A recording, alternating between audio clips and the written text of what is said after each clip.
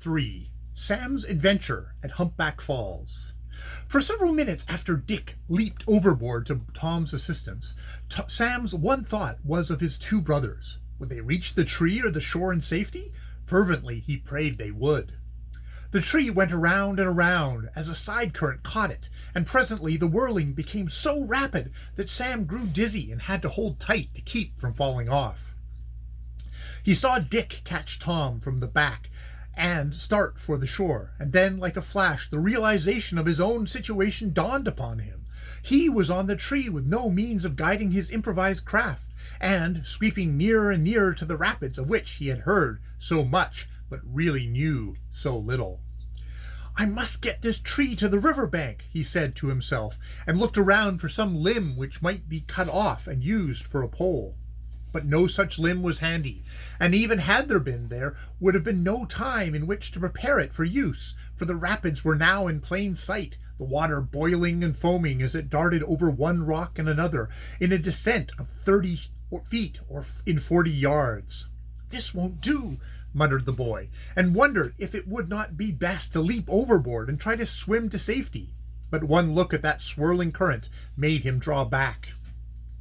"I reckon I'd best stick to the tree and trust to the luck to pass the rocks in safety," he muttered, and clutched to the tree with a firmer hold than ever.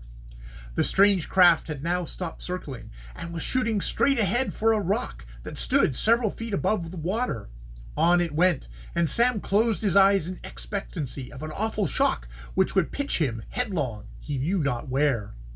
But then came a swerve to the left, and the tree grated along the edge of the rock. Before Sam could recover his breath, down it went over the first line of rapids. Here it struck fast for a moment, then turned over and went on, throwing Sam on the underside. The boy's feet struck bottom, and he bobbed up like a cork. Again he clutched the tree, and on the two went a distance of 10 feet further, but now the tree became jammed between two other rocks, and there it stuck, with Sam clutching one end, and the water rushing in, a torrent over the other. For the moment the boy could do little but hold fast, but as his breath came back to him, he climbed on top of the tree, and took a look at the situation. It was a truly dismaying one. He was in the very center of the rapids, and the shore on either side of him was 50 to 60 feet away. "How am I ever to get to the bank?" he asked himself. "I can't wade or swim, for the current is far too strong. I'm in a pickle, and no mistake. I wonder if Dick and Tom are on solid earth yet." He raised his voice into a shout, not once, but several times.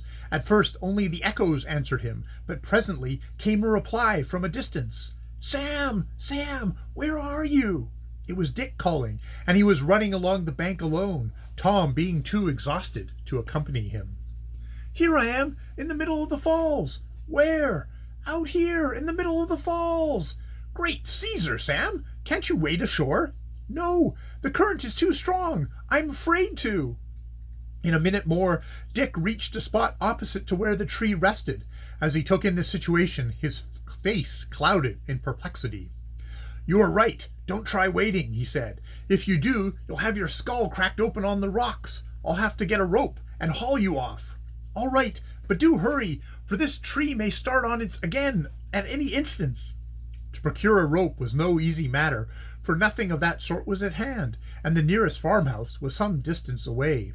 Yet, without thinking twice, Dick set off for the farmhouse, arriving there inside of 5 minutes. "I need a rope quick, Mr. Darrell," he said. "My brother is in the middle of the Hmpbck Falls on a tree, and I want to save him." "Why, Dick Rover, you don't tell me!" cried Joel Darrell, a farmer who had often worked for Randolph Rover. "Sure, I'll get a wash line this minute," and he ran for the kitchen shed. Luckily, the line was just where the farmer supposed it would be, and away went man and boy, Dick leading until the river bank was again reached. "There he is, Mr. Darrell. How can we best help him, do you think?" The farmer scratched his head in perplexity. "Hang me if just I know, Dick," he said slowly. "If we can try to pull him straight to the shore, the current will carry him over the rocks in spite of the line." "How long do you suppose the line is?" "It is 50 yards, and all good and strong, for I bought it of Woody only last week." 50 yards, that is 150 feet. Do you see that spur of rock just above there?" "I do."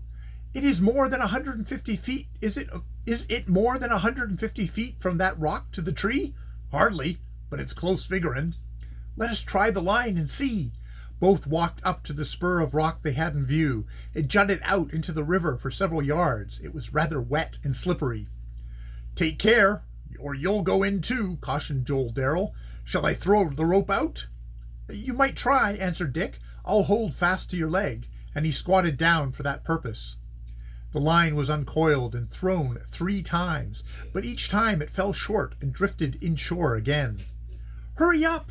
suddenly yelled Sam. "The tree is beginning to turn, and it will break loose before long." Let me try a throw," said Dick, and took the wash line. As he made the cast, Tom came up on a walk, his head tied in a handkerchief. "Where is Sam?" "Out there," said Joel Darrell, watching the cast of the line with interest. Again it fell short, but Dick's second throw was a complete success, and soon Sam held the outer end of the line fast. "It reaches, and we have about 15 feet to spare," said Dick joyfully. "Sam, tie it around you." Scarcely had the words left the younger brother's lips than the tree upon which he rested wobbled and went over, and he found himself thrown into the foaming water. "Pull away, all hands!" cried Dick, and hauled in desperately, while Joel and Darrell did the same. Tom was not equal to the task, but contented himself with holding fast to Dick's coat, that his elder brother might not slip from the rock. It was no light work to get Sam up the first rise of the rapids, but once this rise was passed, the rest way was easy by comparison. They pulled in steadily, and presently the boy reached the rock and came up, looking very much like a dripping seal as he clambered to safety.